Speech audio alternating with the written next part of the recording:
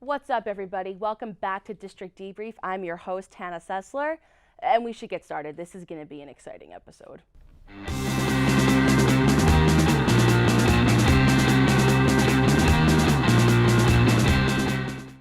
The 90th Academy Awards are on Sunday, March 4th, a night where anything can happen, so many different possibilities. Possibility number one, Get Out wins Best Picture. Possibility number two, we're all racist. Let's go through some of the contenders, starting with Call Me By Your Name, a movie that proved that there are only two actors on this earth who can play teenage boys.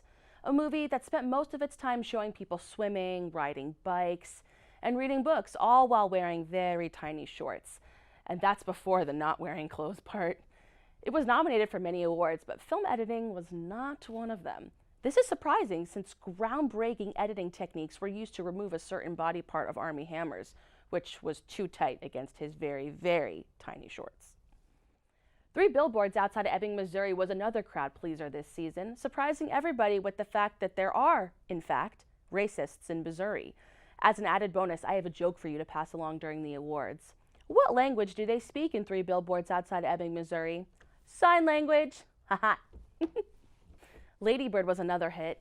I hear it resonated for many women. I didn't know that many people were fans of Lyndon B. Johnson, but oh no, I'm being told that that's not what this movie's about. Something about moms and Sacramento. Phantom Thread is the film that has everybody going, wait, what is this? And oh, I thought Daniel Day-Lewis retired. The Darkest Hour contains 2 hours of Gary Oldman acting like your annoying grandpa who talks for actual hours at the Thanksgiving dinner table. You know, before everyone's eaten. Come on, sit down. Finally, let's talk about The Shape of Water. I would like to note that I don't understand why we're all having problems with the fish and Sally Hawkins getting their groove on. Meanwhile, Emma Watson can do whatever she wants with the CGI monster in Beauty and the Beast, and we're all like, yes, and feminism. It's a double standard, you guys. Speaking of the Oscars, we have a very special treat for you. Our Olympics correspondent, Boris, is back. He's at the red carpet right now. Wait, isn't it a little early? All right, yeah, I'll roll with this. Welcome back, Boris. Thank you for having me back, Hannah. I absolutely love Oscar. No. It's Oscars, not Oscar. It's plural, Boris. I'm pretty sure I know the name of most famous horse in Russia. We and Oscar go way back. We were roommates for a while. We bonded over a movie, Brokeback Mountain, brand new movie feature in Russia. Everybody wearing these hats these days. You let a horse live with you? Oh, no, absolutely not. Oscar let me sleep on pile of hay in corner of his stable. Well, I'm happy you have such generous friends. I see you're on the red carpet. What can you tell us about the Oscars? You know, the award ceremony. You mean the one with tiny gold man? That's the one. Okay, I guess we can talk about him. Have you seen any of the movies that are nominated this year? I watched the one, 3 postcards outside Billings, Montana. You mean Three Billboards Outside Ebbing, Missouri? Thought it was okay for documentary. Definitely was not a documentary. There was racist cop, there were white people, many guns, an American documentary. Okay, Boris, did you see anything else? Oh, I really also like movie Shape of Water. Very incredible characters, such sad ending. You know, I guess you could call it sad, but I heard that a lot of people thought the ending was kind of hopeful. I just don't know how you tell such moving story about Russian government being betrayed by one of their own and then spend half of movie talking about Fishman. No one care about Reject Mermaid. We care about heroes of the story. Of course, that is what you would think the movie's about. Well, what'd you think of the foreign films? You know, I loved the Russian film Loveless that was nominated. Did you see it? Have I seen it? Hannah, I am in it. Really? Who do you play? I am not actor, but there is character named Boris. I don't know who wrote script, but I am honored they wrote about me. You know, just because the character's named Boris does not mean he's based off of you. Silly Hannah. His name is Boris. Okay, well, let's get to the big point of the whole night. Out of all the movies nominated for the big prize this year, who do you think deserves to win? I think it will be the Ladybird. You know, I've got to say, I did not see that one coming. It was so relatable. It reminded me of when I was 4 and mother and father dropped me off at front of Olympics Training Center and told me they wouldn't love me until I brought back gold medal and bought them a new horse. I'm sorry. Uh, anyway, since you're really early to the red carpet, why don't you run through some of the questions you're planning to ask the movie stars? Oh, yes. I really only have one question. Really? What's that? Who died? What? Boris, what are you talking about? Everyone is wearing black all of the time.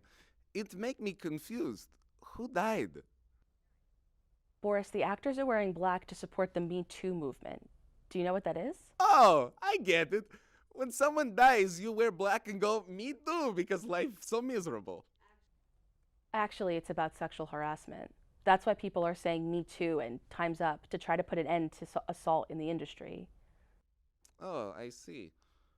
So then I will ask next lady celebrity not to help me to help brush my horse hair? Nope, that's weird. Nope, don't do that. You know what? Thank you, Boris, for your time. Have a good time at the Oscars. Thank you, Hannah. Boris is always such a treat. We're going to take a short commercial break, so stick around. We'll be right back. Raise high.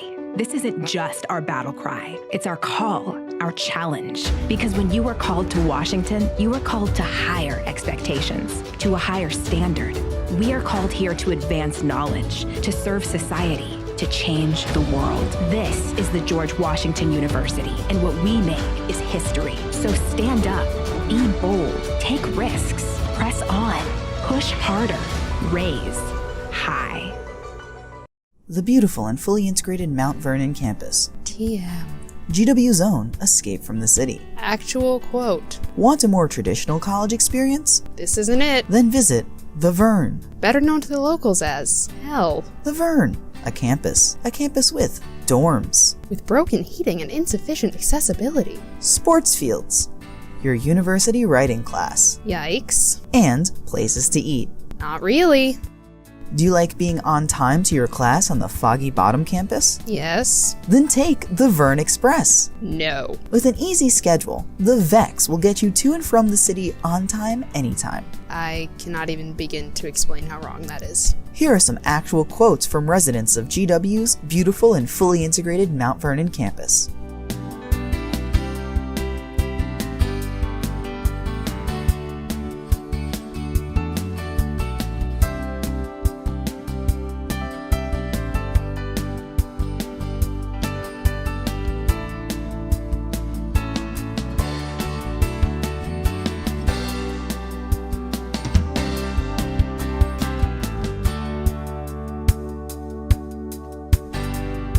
When you're deciding where to live next year, why not choose the beautiful and fully integrated Mount Vernon campus? Warning, living on the Vern is known to cause a severe decline in mental, physical, and emotional health, increased rates of anxiety, depression, and falling out of bed, Stockholm Syndrome, and other detriments to one's health. Welcome back. As the 2018 Olympics in Pyeongchang come to a close, so do the phenomenon that everyone has been following, the Bachelor Winter Games, featuring people that are only famous for promoting weird tea on Instagram, but collectively think that they are the next Meryl Streep. For those of you that don't know, the Bachelor Winter Games is yet another occasion for ABC to plaster Chris Harrison and those people who are too pretty to be real on your TV screens for at least 2 hours a week. Except this time, some of them don't even speak English. One of the foreign contestants that stood out was Yuki from Japan. She spoke no English whatsoever. But even though the language barrier did not work in Yuki's favor, she did reveal some interesting facts about reality television around the world.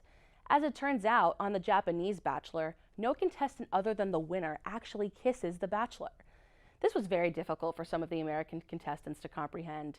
It took a full 10 minutes for them to grasp the concept that there could be a possibility of a version of The Bachelor in which people aren't sucking each other's faces for most of the season.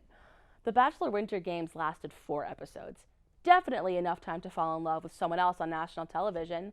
Plus, they got to participate in Olympic games like speed skating and cross-country skiing. The season ended with the couples participating in an ice dance competition. Nancy Kerrigan judged their performances, and she truly looked like she was in more pain watching those couples than she ever did in 1994. Now, let's take a closer look at our contestants. First, we have American Dean Unglert. Known for being mean to ladies and also having the most unfortunate last name in existence, Dean is seen multiple times throughout the games wearing a Canada Goose jacket, confirming that he is in fact the guy on your floor of Thurston who has a Saturdays are for the boys banner above his head. Then there's Allie from New Zealand. Allie has the same stripe of dyed hair I wanted in middle school after I discovered Blink-182 while shopping at Hot Topic. We have Kevin from Canada, who looks like Tom Brady, making him technically more American than the actual American contestants. And Jamie, who no one has seen ever. Then there's Courtney from Australia, who dresses like a fashion-impaired 13-year-old boy at the bar mitzvah of his least favorite friend. And finally, American Bachelor favorite Ashley I, who didn't use her tear-inducing eye drops this time, which was the greatest part of my year because I really did not need this. And with that, we say goodbye to a show that was equal parts ridiculous and concerning. Speaking of inappropriately placed sex appeal, Fergie got down and dirty with the national anthem at the NBA All-Star Game last week. Here to explain how she's making civics sexy again is everybody's overly excited middle school sex ed and history teacher. Hello, students. Now let's get right into it, Hannah. Can you take my hand and join me in saying vagina? You know, that's actually not why we asked you here today. Hannah, I know it's uncomfortable, but it's important to get this out of the way. What about penis? Can you tell me about Fergie's performance and how you're incorporating it into your civics lessons? Oh yes, Hannah, yes, sweetie. So I stumbled upon Miss Licious's performance and I thought, wow. She has blended together my two favorite things, hanky-panky and this great nation. It got me thinking, let's make America sexy again. What do you mean? I mean, let's get the next generations of Americans excited about the unique things that make it America. Imagine how much fun the Pledge of Allegiance would be every day in my 6th grade class if it was said in a slow and husky whisper. That's concerning. Now, how does this exactly relate to your job as a history teacher? I tell all my students it's their duty to vote, so why not make that civic duty sexy too? The way I teach it to my 6th graders is that we have two parties, like men and women. They may not always agree, but when they come together, they make a hot baby called democracy. I don't even know where to begin. How do you begin even explaining independence? Oh, those don't matter. What? I want to turn America onto its dark side. Let's call it 50 Shades of Red, White, and Blue. I want Americans excited about their country and government. Paul Ryan can be our Christian Grey, leading us all into the Red Room of the Capitol building, where he, along with a few other tools, will decide our fate. That is really not a visual I needed. Well, thank you for joining us. Good luck with, Another fun fact? Did you know the female reproductive system is self-cleaning, unlike our government? All right. Thank you for joining us, everybody's overly excited middle school sex ed and history teacher. We are going to take a short commercial break, but when we return, we have an exclusive interview with an essay candidate. Stick around. I'm George Laverne Washington, and I approve this message. As a third-string quarterback in high school, I learned how to kindly accept what's given. You know what they say, with full eyes and clear hearts, you'll never lose. Football teaches accountability and teamwork, two things the Student Association needs. Washington insiders have been running the SA since its start. That's why I'm running for SA president. It's time we unite the SA and call it the United Student Association. Ride with me on the journey to more success, and be sure to add me on Snapchat so that you can see my $400 sneakers on every story that I post. Vote me for president. I would. This message has been paid for by Parents for Progress.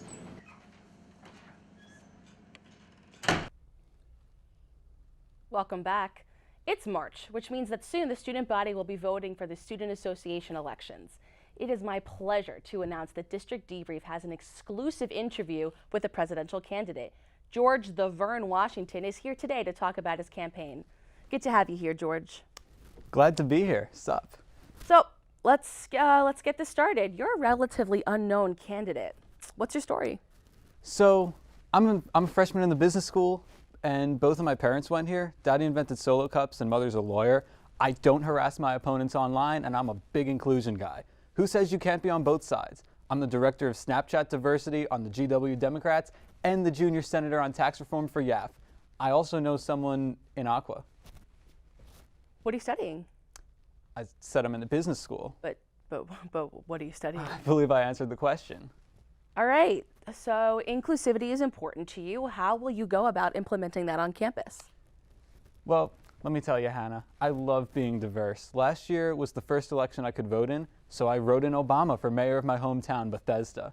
In terms of implementation, I think that everyone in the student body should see The Black Panther. What a hilarious movie. Martin Freeman, such a standout. I'm glad that he finally is getting his platform to really express himself. Wakanda forever. I'm not really sure that that's the main takeaway of the movie. I mean, I will say, for a movie about Panthers, there were not that many cats featured in the film. I think maybe you should rewatch the movie and pay more attention next time. Mother says the same thing when I lose my sister at the country club. All right, moving on. What changes do you think you'll make to GW if you win? When I win, Hannah. When I win. When I'm president, we're gonna make some long overdue changes. The football team, they're back. They took away beef and bread. I'm bringing that back. No longer will I have to search high and low for a fast casual restaurant where I can request 7 items to be taken off my sandwich and hold up an entire line. Diversity, back. Wait, what do you mean back? It's pretty obvious. What do you mean? Well, the current president's an international student. The one before that went by they. The one before that was a woman. I think it's finally time that the marginalized group of straight white men makes a comeback. It's been a while since we've been in power. Too long, if you ask me. So I say, #time's up. Do you even know what that refers to? Obviously, Hannah, women just don't want Harvey Weinstein getting plants pregnant. Wow. All right. I guess you kind of do have the gist on that one. Wait a second. Do you even know what the other hashtags mean? Like Me Too or Never Again? #never again. That one's like, the service at Paul was so slow. I'm never going there again. #never again. Right? And Me Too. That's like when someone says, I have a Bugatti, I say, oh, #me too. No, I'm just kidding. One of my idols, Floyd Mayweather, he said that one. #money team. This is the same issue that we had with Boris before. You just don't quite seem to have those down. Well, G Wireless wasn't working for the past 3 months, so I've had no internet access. I went over my data plan every month last year, so Daddy downgraded me to an iPhone 8. I'd like to take it to the Apple store, but I can't get it set up because Uber isn't working. How are you running your campaign without a phone? Daddy hired a dude named Reince to run my campaign. Whoever came up with that name was drinking a lot of high-quality wine, let me tell you. Wait. Reince Priebus? Yeah, he says I'm going to win, and I'm going to win big, and I'll do that by being the best version of myself. Well, George, I hope to have you back sometime, and I wish you good luck on your campaign. Thanks. And before I go, I just want to say, #all Black Lives Matter, #abortion. All right, you know what? Thanks, George. We're going to take a short commercial break. Stick with us. Over the fall semester, GW student athletes have participated in over 4,800 hours of community service throughout the DC metro area. In a competition organized by Helper Helper, GW has completed more service hours than any other NCAA Division I or Division II institution. We are now in our final week. Follow GW Sports and Helper Helper app on Twitter to see the final rankings.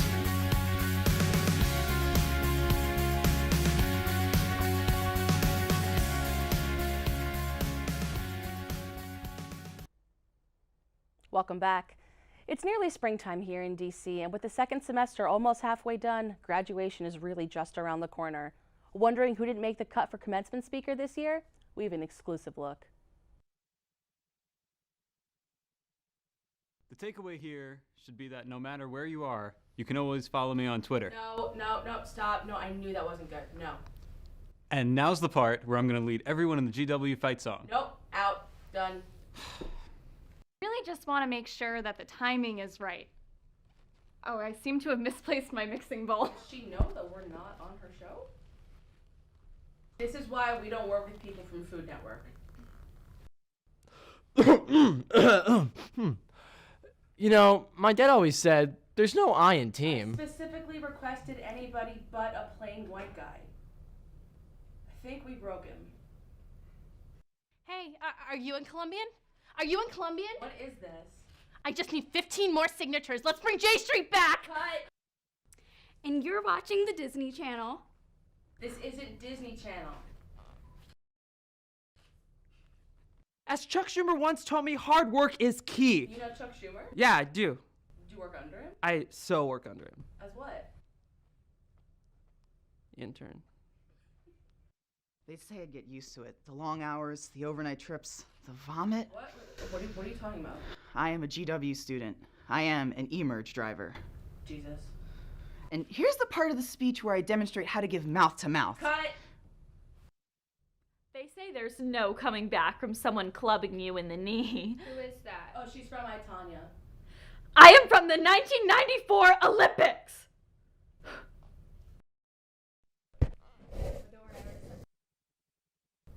What are you doing? Can you talk?